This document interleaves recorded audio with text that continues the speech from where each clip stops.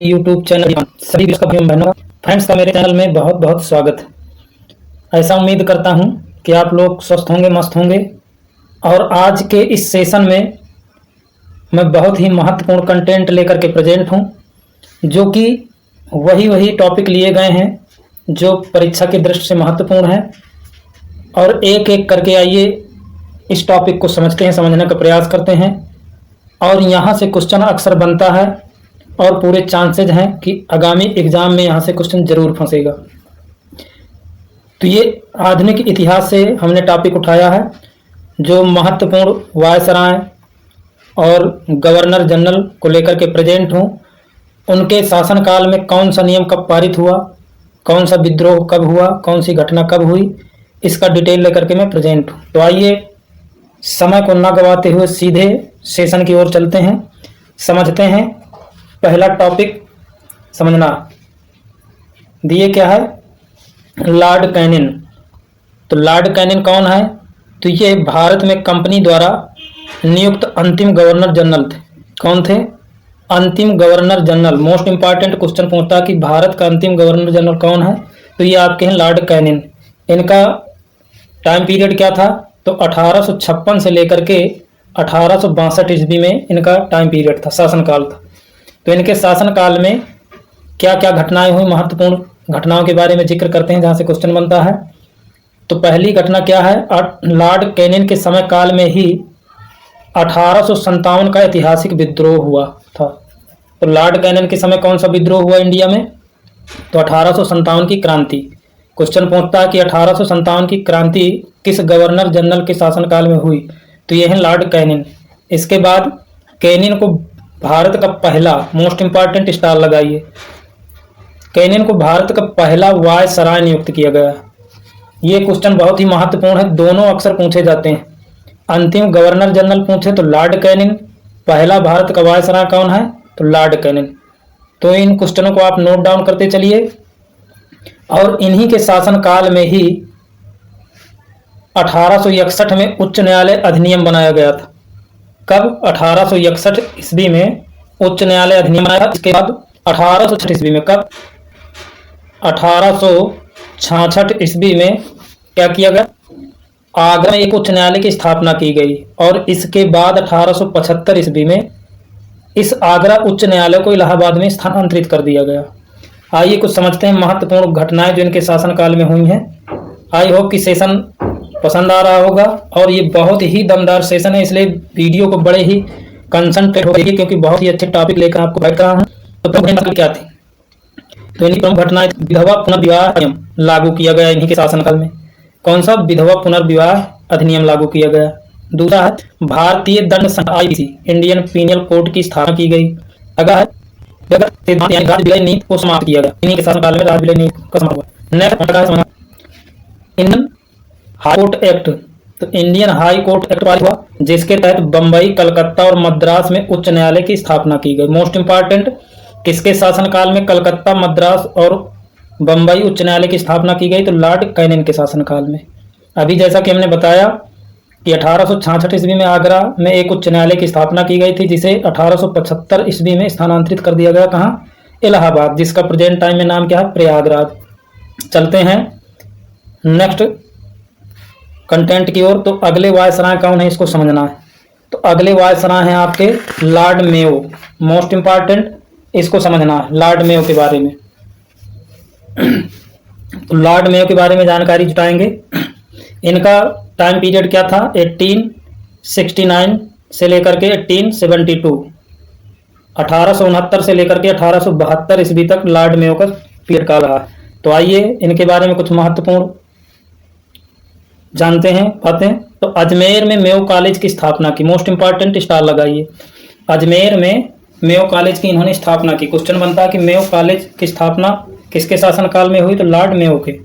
इन्हीं के समय काल में 1872 में भारत में पहली बार जनगणना हुई। मोस्ट इंपॉर्टेंट, ये बहुत क्वेश्चन पूछा जाता है। 1872 में भारत में पहली बार जनगणना की शुरुआत हुई, किसके शासनकाल में? लॉर्ड मेयो के शासनकाल में। कुछ नोट डाउन करिए पॉइंट। 1872 ईस्वी में अंडमान में लॉर्ड मेयो की हत्या उसी के शासनकाल में एक अफगान के द्वारा कर दी गई थी। तो 1872 में ही उनकी हत्या कर दी गई। किसके द्वारा? अफगान के एक व्यक्ति के द्वारा। चलते हैं अगले टॉपिक की ओर। तो लॉर्ड लिटन, तो लॉर्ड लिटन का शासनकाल कब था ये समझना है। तो इनका टाइम पीरियड क्या था? 1876 से 1880 ईस्वी। कब? 1876 से 1880 ईस्वी में लॉर्ड लिटन का शासनकाल था। तो जो महत्वपूर्ण बातें हैं इनकी कौन कौन सी हैं तो समझना है। वर्नाकुलर प्रेस एक्ट पारित किया गया लॉर्ड लिटन के शासनकाल में। मोस्ट इंपॉर्टेंट क्वेश्चन यही अक्सर यहाँ से पुटअप होता है। वर्नाकुलर प्रेस एक्ट पारित किया गया किसके शासनकाल में? लॉर्ड लिटन के शासनकाल में। इसके तहत भारतीय समाचार पत्रों पर कठोर प्रतिबंध लगा दिया गया था। अगर किसी अखबार में आपत्तिजनक चीज छपती है तो सरकार उसकी प्रिंटिंग प्रेस सहित संपत्ति को जब्त कर लेगी। अर्थात इन्होंने एक ऐसा नियम बना दिया कि यदि इंडियन प्रेस वाले अगर कुछ ऐसा छापते हैं सरकार के खिलाफ तो उनके खिलाफ कार्रवाई का आदेश पारित हुआ इस साल में। चलते हैं अगले वायसराय के बारे में जानेंगे। Lord Ripon, most important. तो लॉर्ड रिपन का शासनकाल कब था? टाइम पीरियड समझते हैं। 1880 से लेकर के 1884, 1880 से लेकर 1884 ईस्वी तक लॉर्ड रिपन का शासनकाल रहा। आइए कुछ महत्वपूर्ण बातें समझते हैं इनके बारे में। इतिहास में लॉर्ड रिपन को भारत के उद्धारक की संज्ञा दी गई। इतिहास में लॉर्ड रिपन को भारत के उद्धारक की संज्ञा दी गई। मोस्ट इंपॉर्टेंट, नोट डाउन करते चलिए। और यदि वीडियो अच्छा लग रहा हो तो मेरे चैनल में यदि पहली बार आप लोग विजिट कर रहे हैं तो प्लीज़ SK स्टडी आइकॉन को सब्सक्राइब करें, बेल आइकन दबाएं और अपने दोस्तों तक जरूर शेयर करें और कमेंट्स बॉक्स में अपने सुझाव जरूर दें। और इस चैनल को आगे बढ़ाने के लिए पूरा सपोर्ट करें, हेल्प करें और फीडबैक के रूप में अपने सुझाव जरूर दें।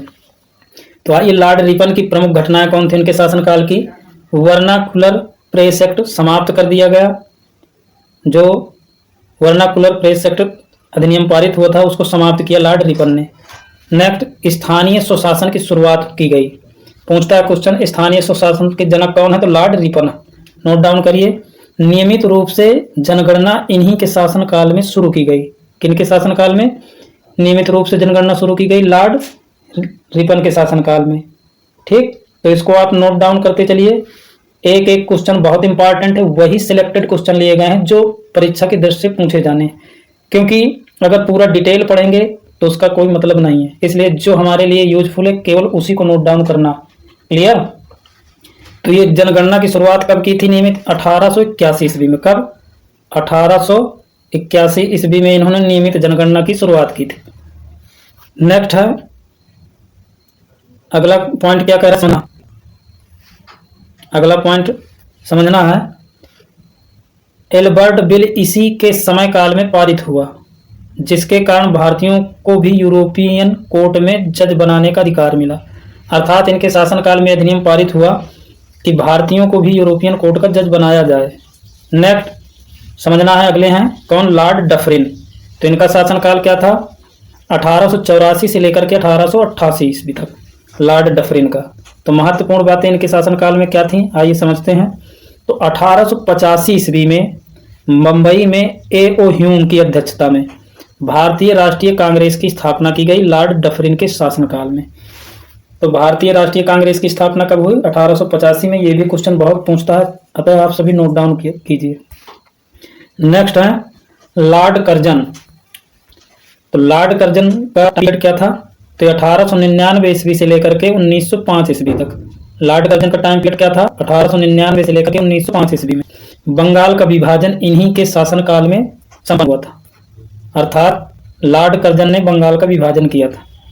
तो आइए महत्वपूर्ण बातें समझते हैं। ऐतिहासिक इमारतों की सुरक्षा और मरम्मत के लिए भारतीय पुरातत्व विभाग की स्थापना इन्हीं के द्वारा कराई गई।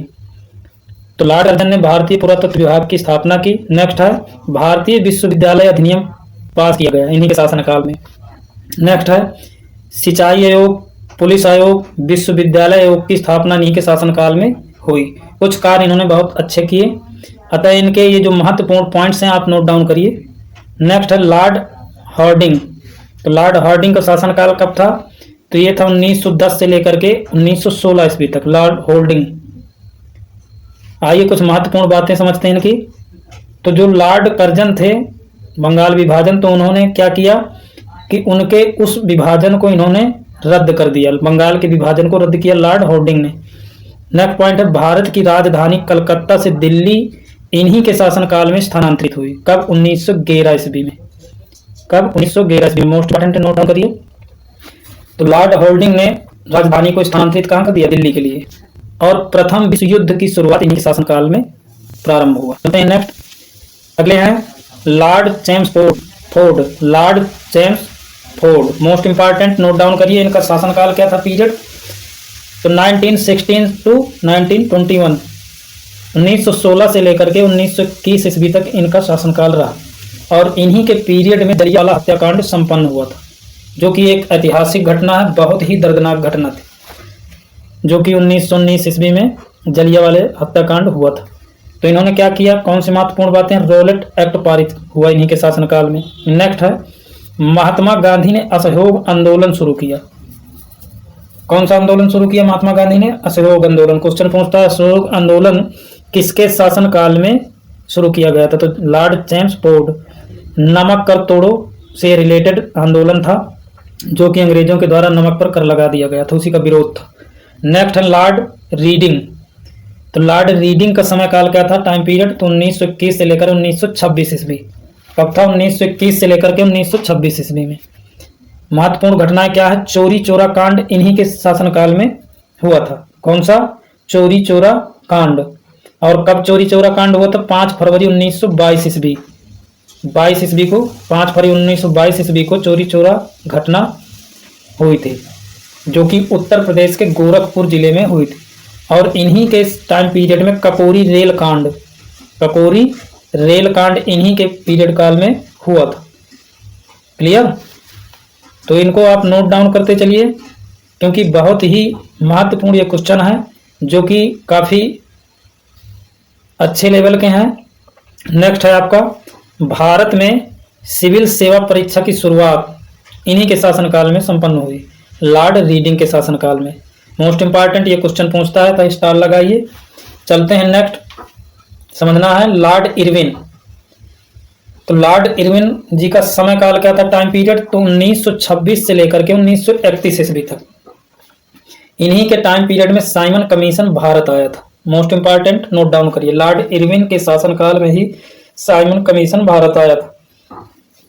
कुछ महत्वपूर्ण बातें हैं इनकी, जो कि यूजफुल है। संविधान निर्माण हेतु प्रथम गोलमेज सम्मेलन इन्हीं के समय काल में आयोजित हुआ था।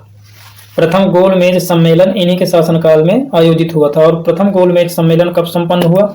आप कमेंट्स में इसका आंसर जरूर बताएं। नेक्स्ट है, महात्मा गांधी द्वारा शुरू सविनय अयोग्य आंदोलन इन्हीं के शासनकाल में हुआ।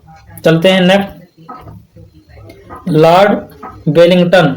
तो लॉर्ड वेलिंगटन का टाइम पीरियड क्या था? तो 1931 से लेकर 1934 ईस्वी में।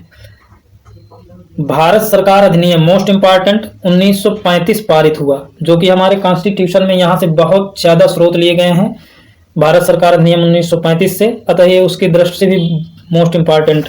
नेक्स्ट है, पॉइंट समझना है, इस अधिनियम में कुल 321 धाराएं 10 सूचियों का समावेश था।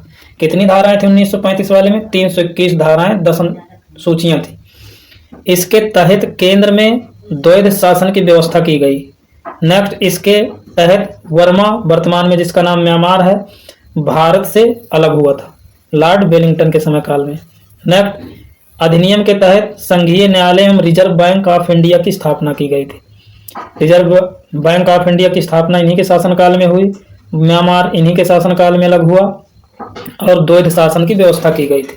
चलते हैं नेक्स्ट, अगला है लॉर्ड लिनलिथगो। लॉर्ड लिनलिथगो का समय काल क्या था? तो 1936 से लेकर के 1943 ईस्वी में। इनके समय में कौन सी घटनाएं संपन्न हुई, कौन से प्रस्ताव पारित हुए, समझना है। भारत छोड़ो आंदोलन इन्हीं के टाइम पीरियड में स्टार्ट हुआ। क्रिप्स मिशन लॉर्ड लिनलिथगो के समय में चालू हुआ। पहली बार आम चुनाव इन्हीं के शासनकाल में संपन्न हुए। द्वितीय विश्व युद्ध इन्हीं के टाइम पीरियड में आरंभ हुआ। और द्वितीय विश्व युद्ध का टाइम पीरियड क्या है? आंसर जरूर दें। नेक्स्ट है, आपको समझना है अगला, लॉर्ड माउंटबेटन। मोस्ट इंपॉर्टेंट तो समझना है, लॉर्ड माउंटबेटन 1947 से लेकर 1948 तक, अर्थात भारत देश से आजाद होने से लेकर के होने के बाद तक। तो इनके टाइम पीरियड में कौन कौन सी घटनाएं हुई? तो लॉर्ड माउंटबेटन के शासनकाल में भारत को आज़ादी मिली थी। क्या मिली थी? आज़ादी। स्वतंत्रता के बाद से वायसराय की पदवी को समाप्त कर दिया गया था। वायसराय की पदवी को खत्म कर दिया गया था लॉर्ड माउंटबेटन के शासनकाल में। गवर्नर जनरल की पदवी को अपनाया गया, यानी पुनः एक बार गवर्नर जनरल को अपना लिया गया। स्वतंत्रता के बाद भारत के पहले गवर्नर जनरल, मोस्ट इंपॉर्टेंट, तो ये है लॉर्ड माउंटबेटन को बनाया गया। ये क्वेश्चन अक्सर पुटअप होता है, अतः नोट डाउन करिए। नेक्स्ट है चक्रवर्ती राजगोपालाचारी। इनका टाइम पीरियड क्या था? 1948 से लेकर के 1950 तक। तो जो यहाँ से क्वेश्चन पुटअप होता है उसको समझना है। स्वतंत्र भारत के पहले भारतीय, यानी भारत के पहले ये नागरिक थे जिनको आखिरी गवर्नर जनरल बनाया गया था। किनको? चक्रवर्ती राजगोपालाचारी को। चलते हैं नेक्स्ट। समझना है कुछ महत्वपूर्ण घटनाएं हैं जो कि शॉर्टकट में है, तो इनको आप नोट डाउन करिए। 1857 का विद्रोह जब हुआ था तो लॉर्ड कैनिंग थे। पहली बार जनगणना लॉर्ड मेयो के शासनकाल में। Vernacular press act Lord Lytton के समय काल में स्थापित किया गया, यह बनाया गया। स्थानीय स्वशासन की शुरुआत और नियमित जनगणना लॉर्ड रिपन के शासनकाल में संपन्न हुई। नेक्स्ट है भारतीय राष्ट्रीय कांग्रेस की स्थापना लॉर्ड डफरिन के शासनकाल में। नेक्स्ट है बंगाल के विभाजन का रद्द होना, भारत की राजधानी कलकत्ता से दिल्ली का होना लॉर्ड इरविन के शासनकाल में। रोलेट एक्ट आया, जलियांवाला बाग हत्याकांड तो चेम्सफोर्ड के शासनकाल में। साइमन कमीशन भारत आया एवं प्रथम गोलमेज सम्मेलन लॉर्ड इरविन के शासनकाल में। कुछ और महत्वपूर्ण बातें हैं। भारतीय राष्ट्रीय कांग्रेस की स्थापना लॉर्ड डफरिन हो गए। अगला समझना है बंगाल का विभाजन एवं विश्वविद्यालय अधिनियम लॉर्ड कर्जन के शासनकाल में। भारत सरकार अधिनियम 1935 तो ये विलिंगटन के समय में। नेक्स्ट भारत छोड़ो आंदोलन, क्रिप्स मिशन, पहली बार आम चुनाव तो ये लॉर्ड लिनलिथगो के शासनकाल में। और भारत को आज़ादी कब मिली? लॉर्ड माउंटबेटन के शासनकाल में। इस प्रकार से पहले डिटेल फिर शॉर्टकट में लेकर के मैं आपके मध्य बहुत ही महत्वपूर्ण टॉपिक लेकर के प्रेजेंट हुआ। ऐसी उम्मीद करते हैं कि ये सेशन आप लोगों को पसंद आया होगा और मेरे चैनल को सब्सक्राइब करें, लाइक करें, कमेंट्स बॉक्स में अपने सुझाव जरूर दें। आज के लिए बस इतना ही। वीडियो वॉच करने के लिए थैंक यू। जय हिंद, वंदे मातरम।